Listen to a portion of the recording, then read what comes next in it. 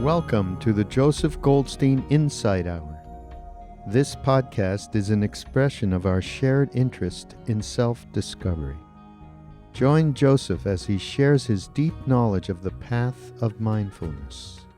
If you are interested in supporting this podcast, please go to BeHereNowNetwork.com/Joseph.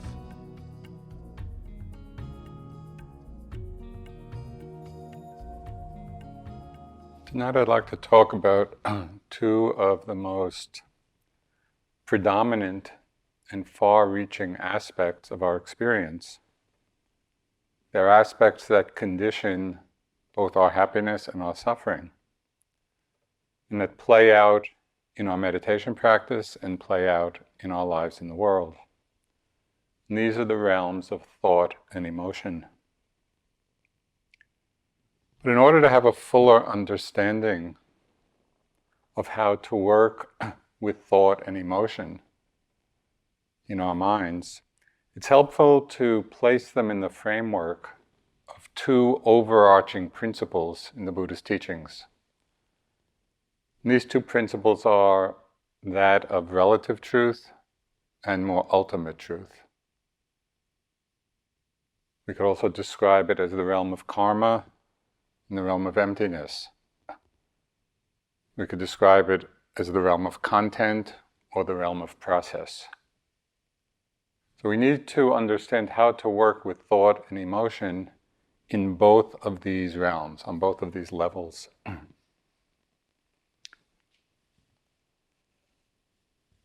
It's important to consider both of these levels because it's easy to become attached to one or the other of them. And this is one of the dangers of spiritual practice. People sometimes get attached to the idea of emptiness and then don't give consideration to the relative world. Oh, everything's empty. Or people, more commonly, are attached to the realm of form, to the realm of content, and we get enmeshed in the solidity of things. So we want to understand how both of these levels, the relative and the more ultimate, interplay with one another, particularly this evening with regard to thoughts and emotions. The importance of understanding thought and emotion is highlighted in many different places in the text, in all the Buddhist traditions. One Tibetan text describes the untrained mind as tumbling like a waterfall. There's one verse from the Dhammapada which describes the mind in this way. The active mind is difficult to tame, flighty and wandering wherever it wills. Taming it is essential, leading to the joy of well-being. So I'm sure you've all had the experience of the mind tumbling like a waterfall, or the mind flighty, wandering where it will. So we all know this from our experience. We're sitting, attending to the breath or to the body, or to sounds, and in a moment the mind can hop on a train of association, associated thought. And we don't know we've hopped on this train. We don't know where the train is going. And after some time, we again awaken to the present moment. And sometimes it's in a very different mental environment than from where we started. So the question then is, how do we work with thoughts? This very pervasive activity of the mind. Learning to understand and to shape the thought process. Again, this is from the Dhammapada, and this is from the Buddhist time, and so he uses images from that time. For those of you who don't know the English word, it's not a very common word, fletcher. A fletcher is someone who makes arrows. So the Buddha is talking about just as a fletcher shapes an arrow, so the wise develop the mind, so excitable, uncertain, and difficult to control. So I think it's interesting and somewhat encouraging to realize that our own experience of our minds are no different than the minds of the people in the Buddhist time. When the Buddha is talking about training the mind and understanding its flighty nature, he was talking 2,600 years ago, but he could be talking to us today, because the nature of the mind remains the same. The particular content may be different, but the patterns, the habituated tendencies in the mind are just the same. So how to work with thoughts? With quickly passing thoughts, thoughts that just arise and pass as we're attending to the breath or the body or sounds. All we really have to do is to be aware of them arising and passing. These are ones that don't particularly catch us or carry us away. One way of refining our mindfulness, even with these quickly passing thoughts, is to practice paying attention to when, in the duration of that thought, we become aware that we're thinking. So just to notice that. Are we aware of that thought after it's already gone? Are we aware of it in the middle? Are we aware of it just as it arises? Simply exercising mindfulness in this way, just to pay attention, not with a judgment, but just to see where did I become aware that I was thinking. Just that question in the mind will help to refine and strengthen the mindfulness of thought as an object.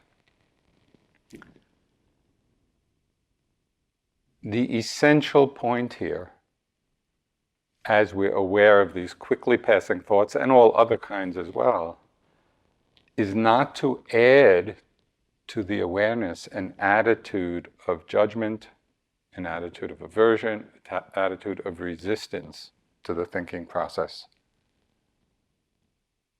And Suzuki Roshi, in Zen Mind, Beginner's Mind, he really captured the essence of right attitude. He said, don't be bothered by your thoughts. Let them come and let them go. So it's very simple. This is not complicated. This awareness of the thoughts that are not particularly catching us, that are just arising, quickly passing.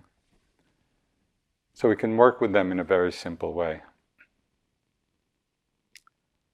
But when we're working with thoughts where there are deeply habituated patterns, where they really take us on a train of association, with thought patterns that come repeatedly, they come again and again, and we find ourselves lost in them again and again. So then we need some additional strategies. We need other ways of working with them. Because generally with these strongly conditioned habit patterns of thought, this simple being mindful, don't be bothered by them, is not enough. We are bothered by them, right? And we get caught up in them. So in exploring different strategies of working with these more pervasive kind of thoughts, we have to expand our understanding of what mindfulness means. The word sati in Pali, which is usually translated as mindfulness, is used in the texts in a fairly broad way. There are different functions of mindfulness. So I want to mention just a few because they all have bearing on how we can be with the thoughts. The most fundamental meaning of the word sati is to remember, remembering. And in the text, this remembering is done in various ways. One is the actual process of recollecting something. And so it's said it's helpful to recollect, to be mindful, to remember the virtues of the Buddha, the Dharma, the Sangha. To recollect, to remember one's commitment to sila. So all of these are aspects of mindfulness, of what mindfulness means, to remember or to recollect. It also means, and this is how we more commonly understand it, it means to remember the present moment. To remember to be present. Right? That's another aspect of mindfulness, present moment awareness. So 2 little tips to help us remember. Both of these are stories that yogis told me. One is a woman who had recently been on a cruise, and in her stateroom, that's probably familiar from hotels, or there was a little map diagramming the rooms and the layout of the ship, with a little arrow pointing to her room, and underneath, "You are here." And she said that became her mantra for the whole cruise. Wherever she was, "You are here. You are here." That's a wonderful mindfulness technique. The other reminder was somebody here now, and I hope I remember this correctly in the interview. We were talking about mindfulness being present, and she said, she was either learning or beginning rock climbing. She said one of the principles that's drummed into one in rock climbing is stay over your feet. Is that right? Who told me that? Keep your weight over your feet. Yeah. So keep your weight over your feet. I like stay over your feet. Because so much of mindfulness is about just settling back. And I'm sure you've noticed how often we're just slightly ahead of ourselves. We're leaning forward in anticipation of the next step or the next breath or the next thing we have to do. So just stay over your feet, or you are here. That's another meaning of mindfulness. So it's just the opposite of being absent-minded, of not knowing where we are. It's the opposite of toppling forward.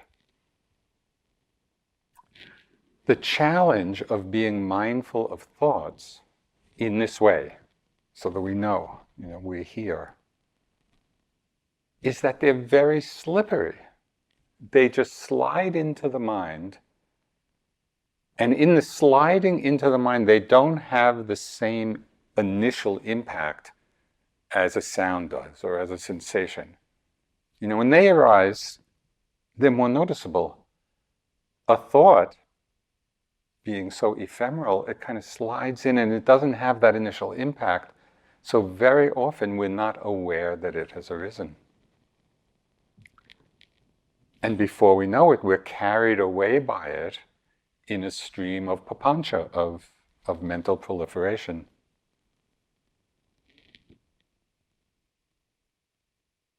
So there's another function of mindfulness, another way that mindfulness works.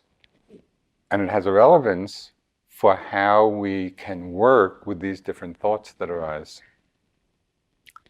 And that is, mindfulness is described as the protector or the guard of the mind, protecting us from unskillful, unwholesome thought patterns.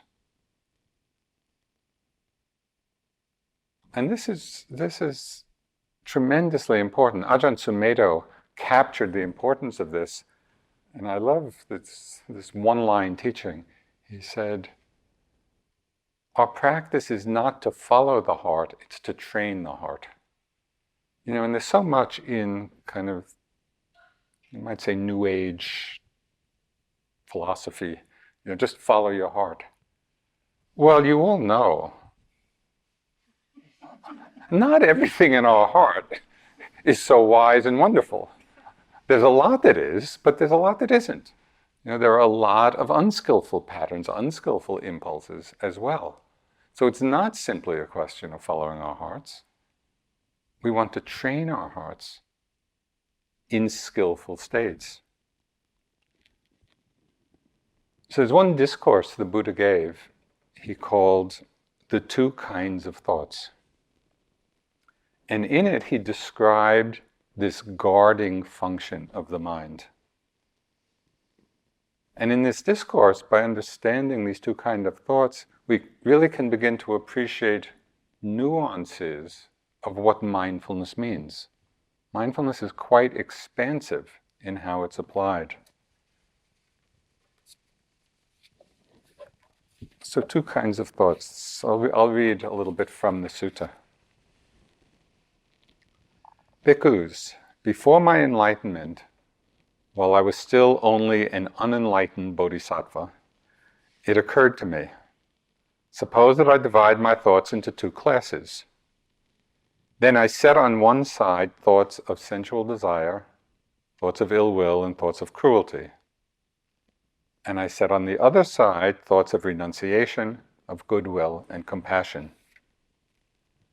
As I abided thus, dividing the thoughts into these two classes, as I abided thus, diligent, ardent, and resolute, when a thought of sensual desire,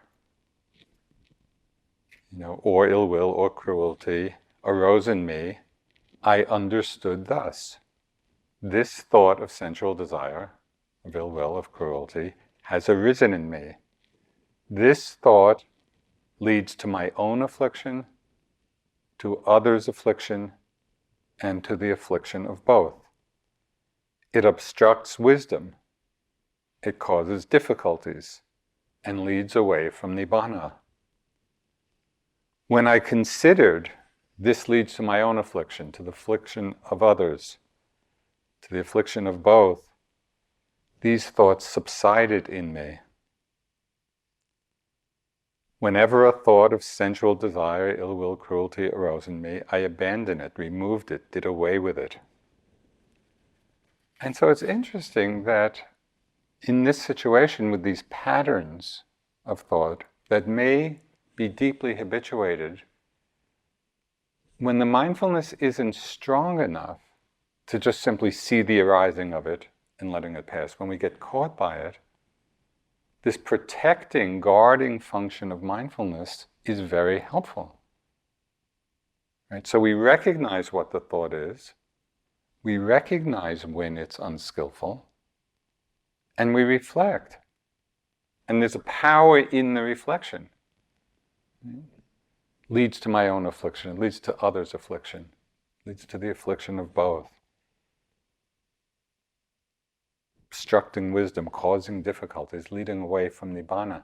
When we reflect in this way, with those patterns of thought, we will experience, just as the Buddha described when he was a bodhisattva, then those thoughts subsided. It's like we're calling up the allies of wise reflection to help us disengage from our clinging and identification with these thought patterns.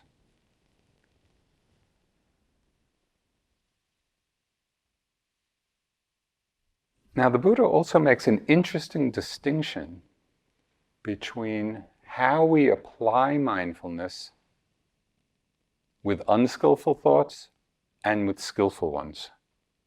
Well, this is interesting. That we apply it in a different way.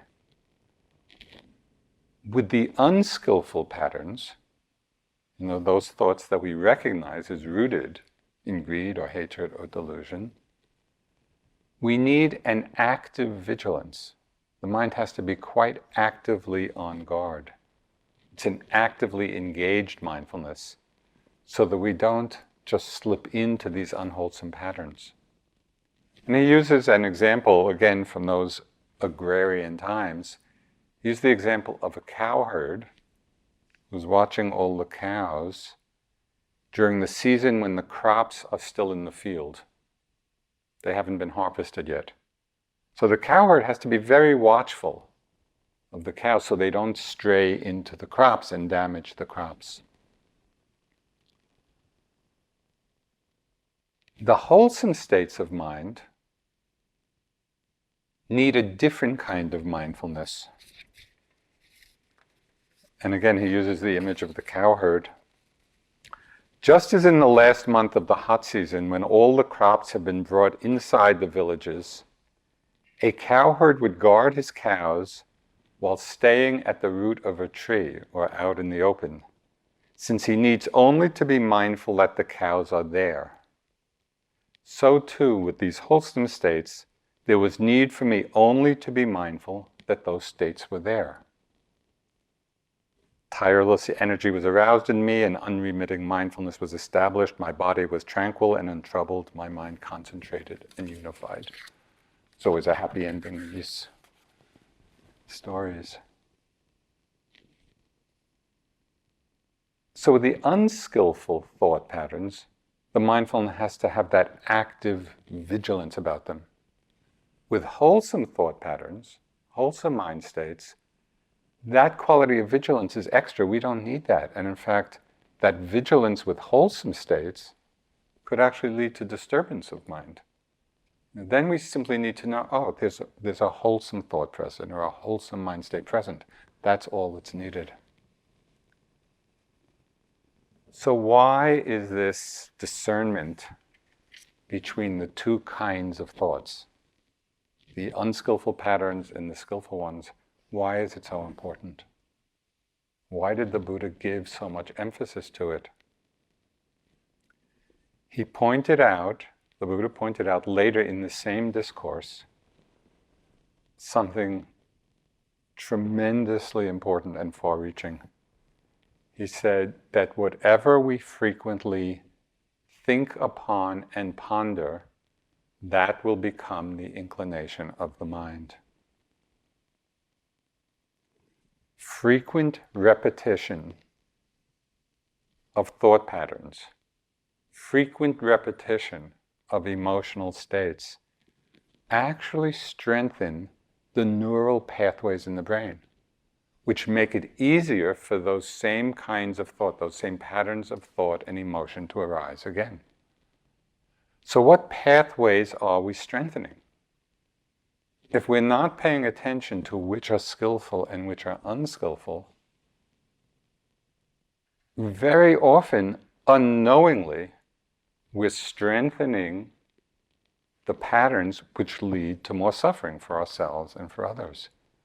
So it takes this quality of mindfulness which discerns the difference, skillful, unskillful, so we can abandon the one and cultivate the other.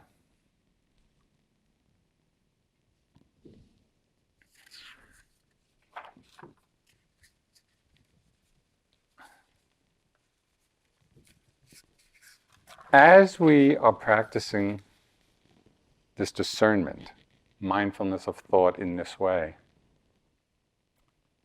it's also important to check our attitude about the thought process itself. What's our attitude? Often deeply conditioned about the fact that we're thinking. Sayadaw U Tejaniya speaks a lot about this, and I just want to read a few of his teachings.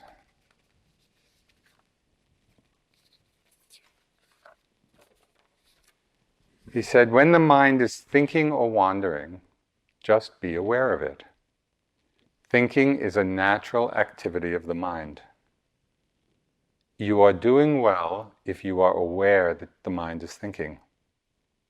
But if you feel disturbed by thoughts, or if you have a reaction or judgment of them, there is a problem with your attitude. The wandering mind is not the problem. Your attitude that they should not be around is the problem. So understand that you have just become aware of some functions of the mind. Thoughts, too, are just objects for your attention. When you feel disturbed by the thinking mind, remind yourself that you are not practicing to prevent thinking. This is an important message for meditators. We are not practicing to prevent thinking, but rather to acknowledge and recognize thinking whenever it arises. So we're practicing taking it as an object of our awareness. It does not matter whether thinking stops or not.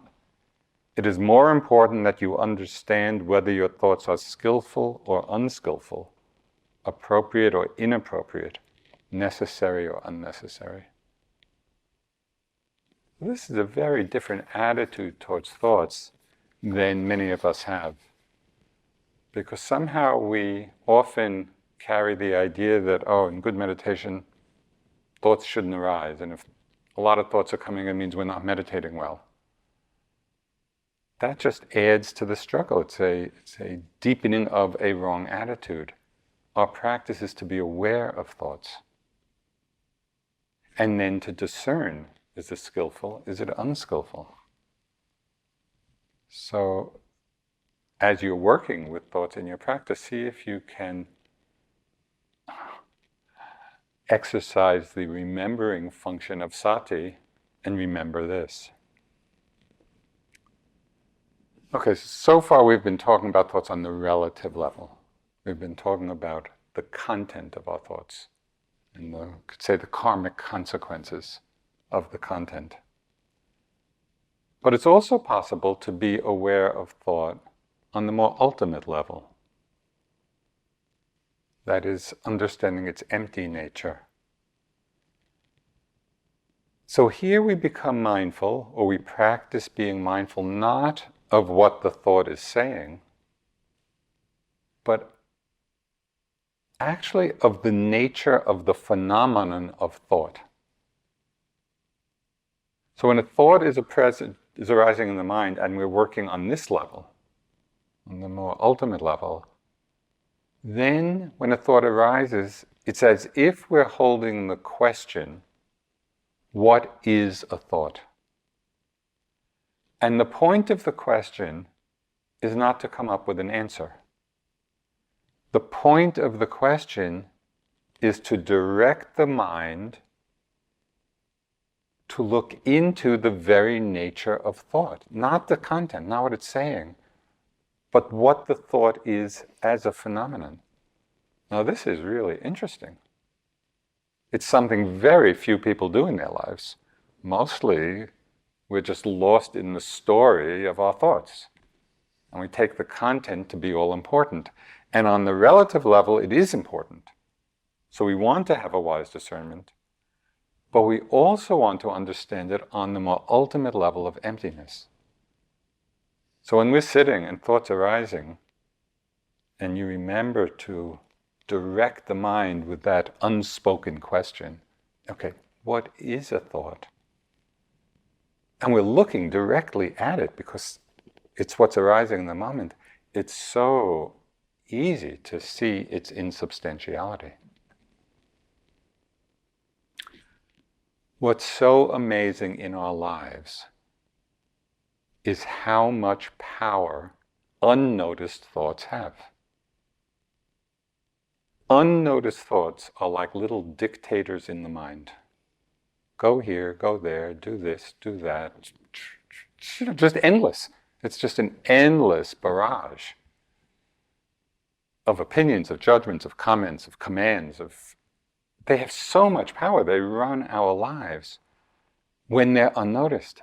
What's so amazing is that as soon as we actually pay attention to the nature of thought, we see that it's little more than nothing. It's just this little blip of energy in the mind. This is from Khyentse Rinpoche, who was really one of the greatest of the Tibetan Dzogchen masters of the last century. He said, when a rainbow appears, we see many beautiful colors. Yet a rainbow is not something we can clothe ourselves with or wear as an ornament. It simply appears through the conjunction of various conditions. Thoughts arise in the mind in just the same way. They have no tangible reality or intrinsic existence at all.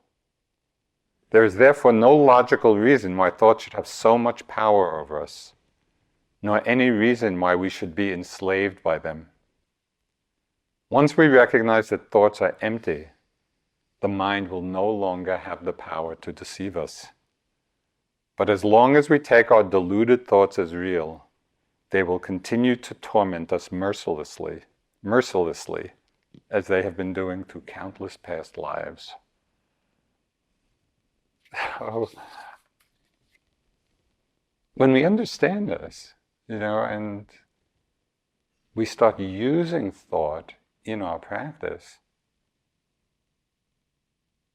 as a vehicle for seeing its empty nature, it's tremendously liberating.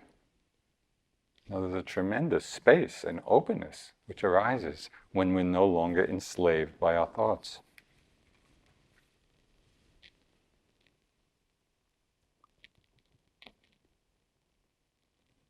So mindfulness of thought in all of these different ways.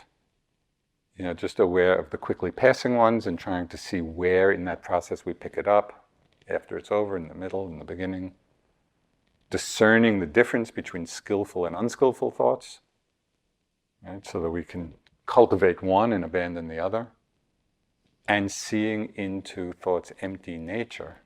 So working with thoughts in all of these ways can lead us directly into an understanding of how to work with emotions. How to become mindful of emotions. Now, as we all know, emotions are a complex experience. It's a complex phenomenon. And emotion involves thought and sensations in the body and mental affects. You might call it the coloration of the mind. And there's a wide range of ability in how well we recognize emotions when they're present, to know what we're feeling. For some people, it's really quite difficult to recognize different emotions. And we might be going on in our lives, doing all kinds of things, not even recognizing that there's an underlying emotion that might be driving it all. For others, we may know, we may recognize what emotion is present, but we may be in the habituated pattern of being lost in them, of being carried away by them. So there are different ways we can connect with being mindful of emotions and different mind states in general, and then more specifically, being mindful of what are called the afflictive emotions. Those emotions that cause suffering to ourselves, cause suffering to others.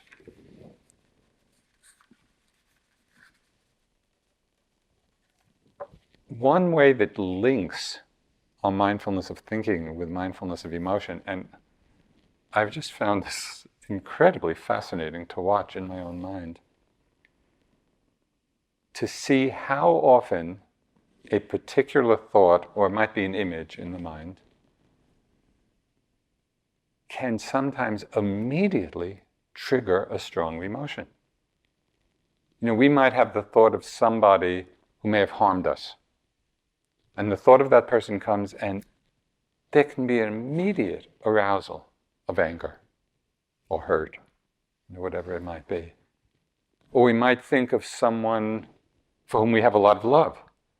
And we just think of that person, we see the image of that person, and immediately, just in the moment, there's a feeling, an emotion of open-heartedness, of warmth, of love, of caring.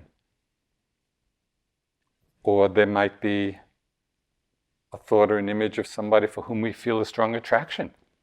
And just in the moment of thinking, maybe there's strong desire arising in the mind, or strong lust in the mind. And what's so amazing is just to watch how quick it can happen, how thoughts, in many cases, condition different emotions. And all of this can be happening when we're sitting or walking without any contact with these people at all, except as a thought in the mind. So it's not that the person in all of these different situations is actually there. All that's there is a thought. But if we're not mindful right in that moment of the thought, it can easily trigger these emotional responses. So it's helpful to begin noticing the trigger thoughts for different emotions.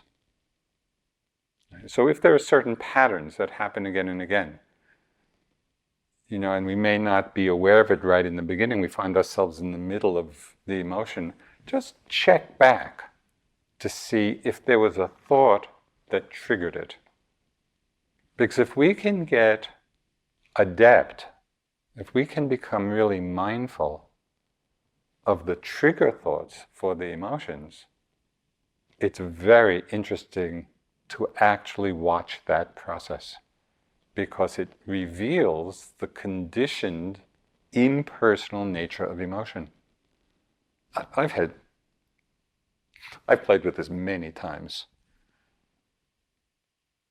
I could give many examples, but there was one situation where there was just sort of an organizational conflict going on, and there were some people who, for some reason I cannot fathom, disagreed with me. But in a way that I really didn't appreciate it. And so I was on retreat, and this thought would come into my mind. And as soon as the thought came, immediately I could feel myself getting irritated. And I was just watching this. So after a while, I started intentionally having the thought, because I just wanted to see it happen. And what was amazing is that even when I intentionally had the thought, it still triggers the emotion. But because I was really there with that whole process, I was watching, I was being mindful of it. And it just showed, it revealed so clearly, first, how conditioned emotions are, in this case by a thought, in a memory,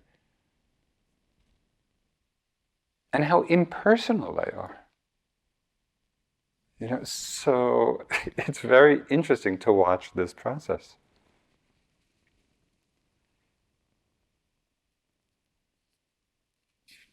When we're not so quick at seeing the trigger thought, and the trigger of the emotion, and watching that process in the moment, there are other signals, other experiences that can remind us to be mindful, to look, to investigate at what emotions might be present.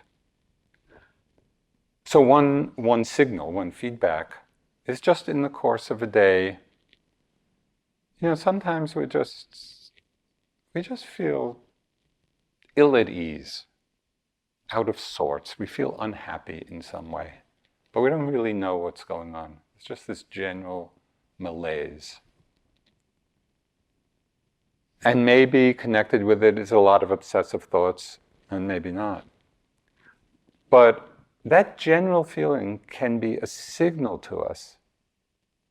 If we're just feeling ill at ease, instead of it being a problem, it could be a feedback to just take a deeper look. Okay, what emotion may be present? Maybe there's an unnoticed feeling of anxiety, or maybe an unnoticed feeling of worry or of irritation. It could be so many different things.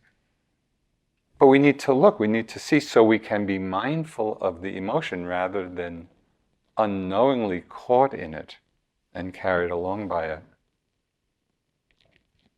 Another very useful feedback is when we find ourselves in the middle of some action, maybe an action of our bodies or of our speech or even of our minds, where it doesn't feel quite right.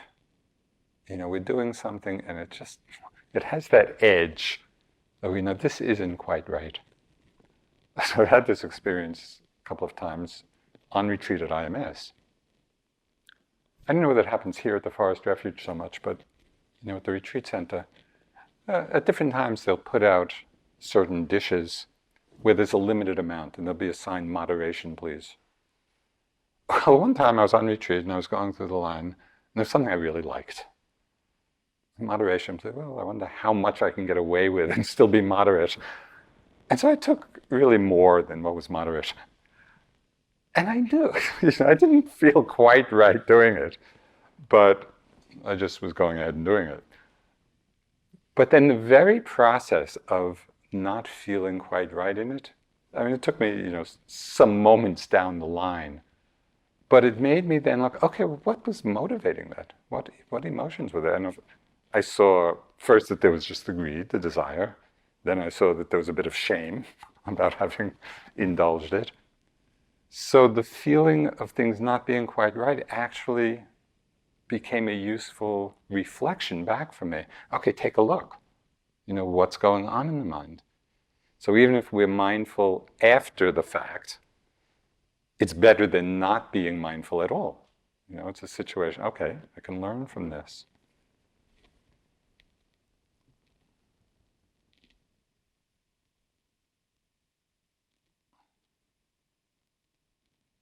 Sometimes we don't recognize what's happening because we're misperceiving it.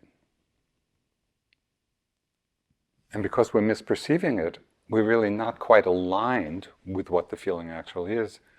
And again, I have all these stories from my retreats, and that's why I appreciate retreats so much, and I have a lot of mudita for all of you being here, because it's just like a great laboratory, for exploring the nature of this mind, the nature of this body.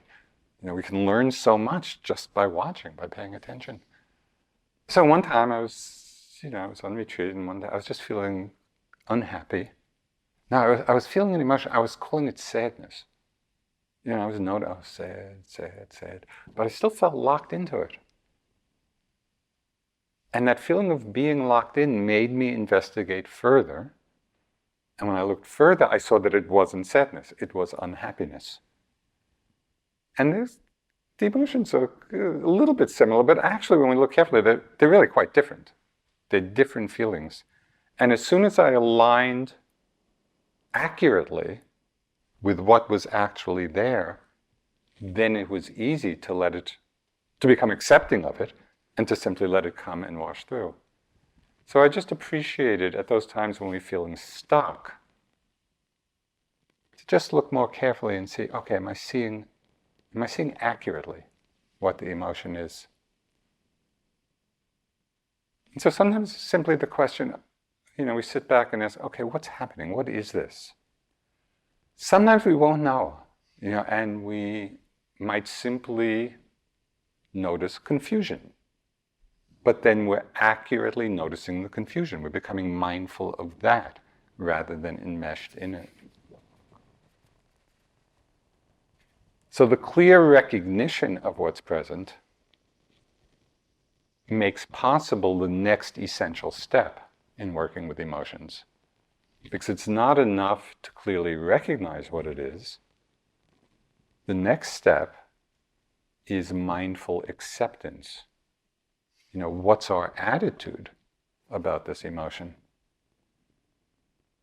Now, acceptance of the emotion doesn't mean that we're justifying it to ourselves. It doesn't mean that we're wallowing in them. It doesn't mean that we're judging them. It's the simple acknowledgement and okayness with the fact that this particular emotion is present. So acceptance here is another aspect of mindfulness. If we're not accepting of what's present, we're not being mindful. So we have to check. First step is recognizing what's there, and then are we accepting of it? And this is right out of the Satipatthana Sutta in different places, but in the section on the hindrances. The first instruction, one knows if sensual desire is present in me or not. One knows whether aversion is present in me or not. It goes through the different hindrances. It's also in the third foundation of mindfulness, mindfulness of mind. One knows whether the mind is concentrated or not, restless or not. So it's just this simple recognition and acceptance. So how do we know whether we're accepting? One indication that we're not accepting what's present is if there's just some feeling of struggle. If we're sitting, if we're walking and we're feeling something, and even if we recognize what it is, but if there's not a sense of ease with it, if there's a sense of struggle, struggle means only one thing. It means we're not accepting what's present. Because if we were accepting it, we wouldn't be struggling. So it's really simple. And again, we can use that feeling of struggle as feedback. It doesn't have to be a problem. We don't have to see it as a problem. It's actually telling us something.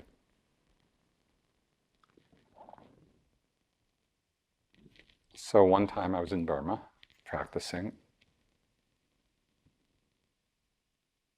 It was incredibly noisy. I mean, the monastery was right in the middle of the city. And my room, on one side, it was right on the edge of the monastery, so right over the wall, there was a village, and the women were doing laundry, and the way they do laundry there is pounding the clothes on rocks. So on one side was just this pounding all day long. On the other side, in the monastery, they were doing construction, and they were straightening these metal rebars, straightening them out, just banging metal on metal all day. So I'm sitting in the middle of this, an unhappy yogi. Yeah, my mind was going through all kinds of, so here I come all the way to Burma to practice, to get enlightened, and all of this is preventing me. But at a certain point, I was just reactive to the noise and frustration and caught up in these mind states. And at first justifying it to myself. Well, I should be angry. But then at a certain point I realized that's ridiculous. And I just took a different look. I just started looking, okay, what's happening in my mind? And I just saw, in that moment of a fresh look, oh, this is complaining mind. My mind was just complaining about the noise. As soon as I could name it and accept it, oh, this is complaining mind. The whole charge of it went out. And then it became much easier just to sit with the noise. And if at times, the mind had these reactions or judgments, I could just see it for what it is, let them go. It made it so much more easeful when I could recognize it and accept it. I could see it accurately.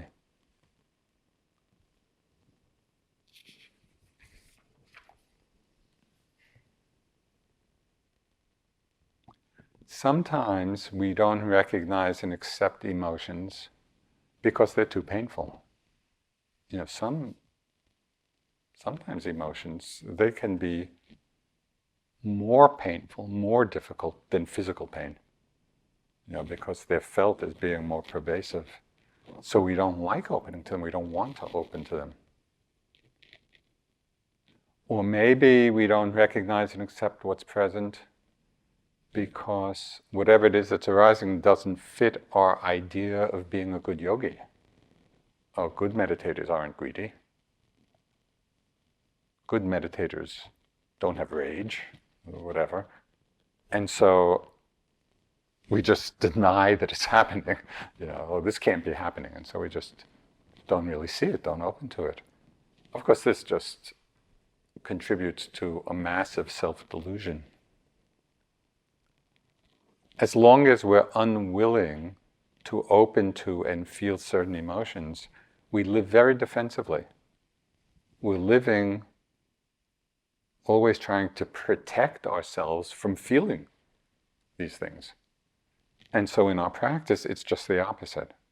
Yeah, there are painful feelings, and just as we can learn to open to physical pain, and at first it's difficult and challenging, but after some time, the mind develops some capacity. It's okay, we can feel the unpleasantness in the body. We can do the same thing with emotions. It's unpleasant, painful even. It's okay, just let me feel it, let me be with it. Sometimes, though, we need to approach this very slowly. Because especially if people are dealing with old traumas, and often in meditation, this old material starts to surface.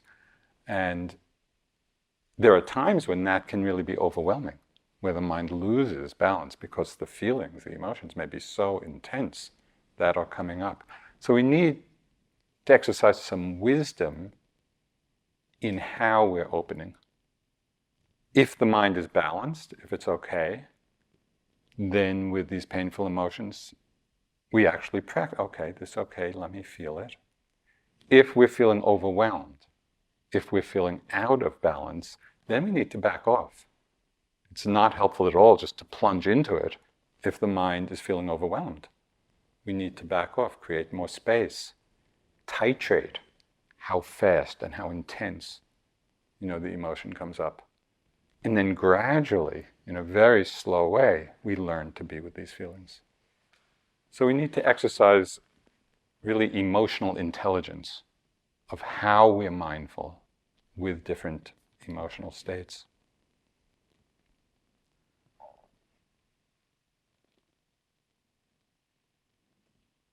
As with thoughts, with different emotions, we also want to discern which are skillful, which are unskillful. And it's interesting, sometimes we might hear the phrase unskillful emotion and it doesn't sound right.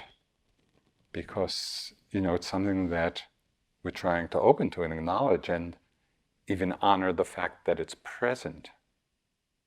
Unskillful simply means, and an easier word to let in, I think, is afflictive.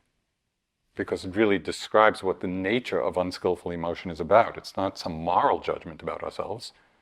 It's about certain emotions are afflictive. They afflict us. They are the cause of suffering. So again, we want to be able to open to the range, but also to discern which emotions, which mind states are skillful or wholesome, lead to happiness. Which emotions are unskillful, are afflictive, which lead to suffering. Because then, through mindful acceptance of the whole range, we see which are to be cultivated, which are to be let go of. So we need to bring in this quality of wise discernment.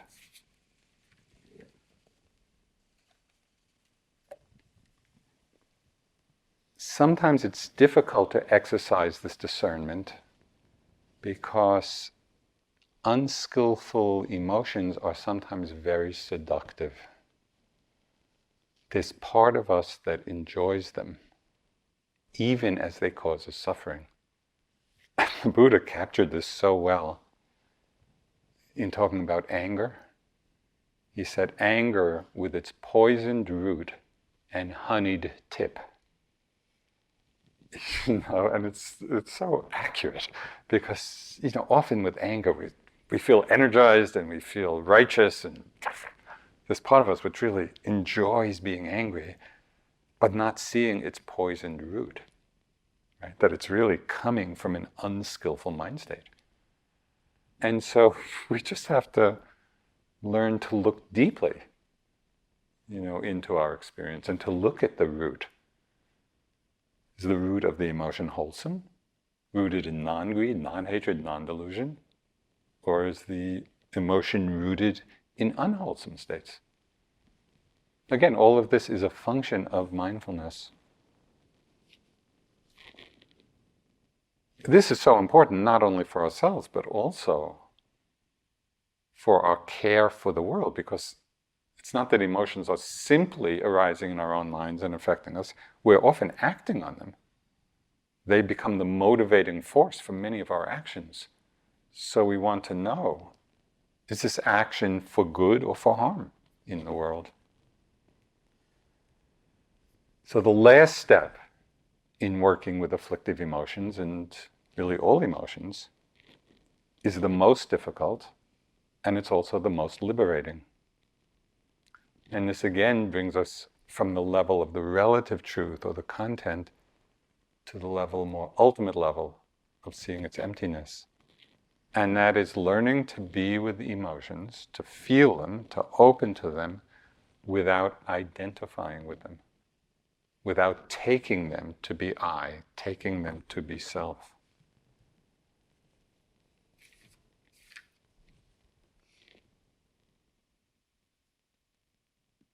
Really notice the difference when an emotion, any emotion, arises. Notice the difference between our usual mode of relating to them and expressing that relationship.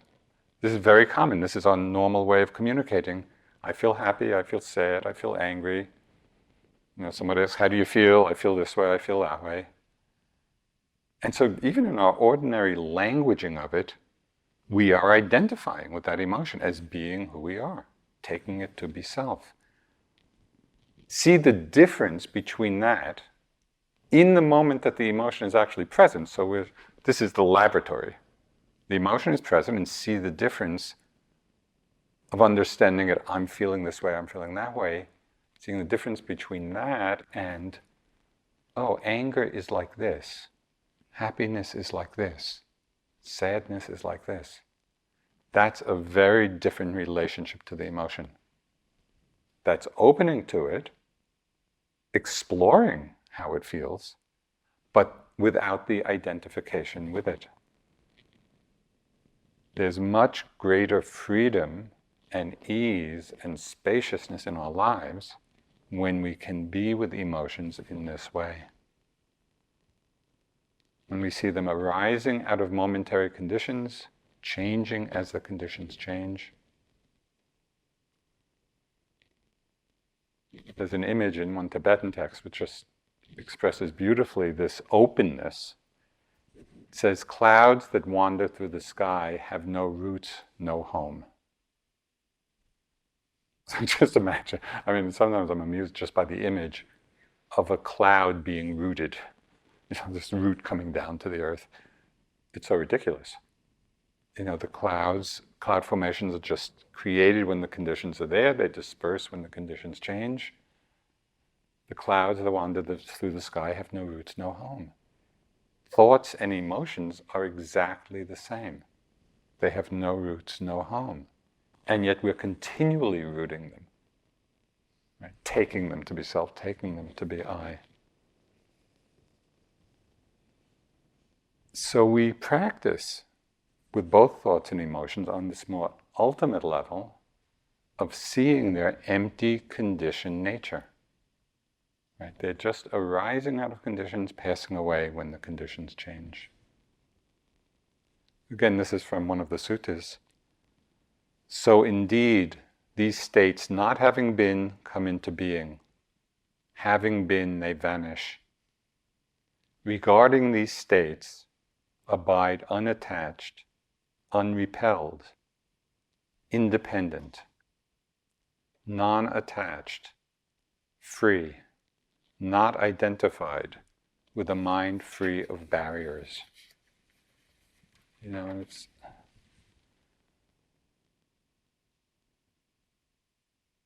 so all of these practices of being mindful on the relative level, on the more ultimate level, of being with thought and emotion, open up possibilities of a much greater happiness and ease and peace in our lives.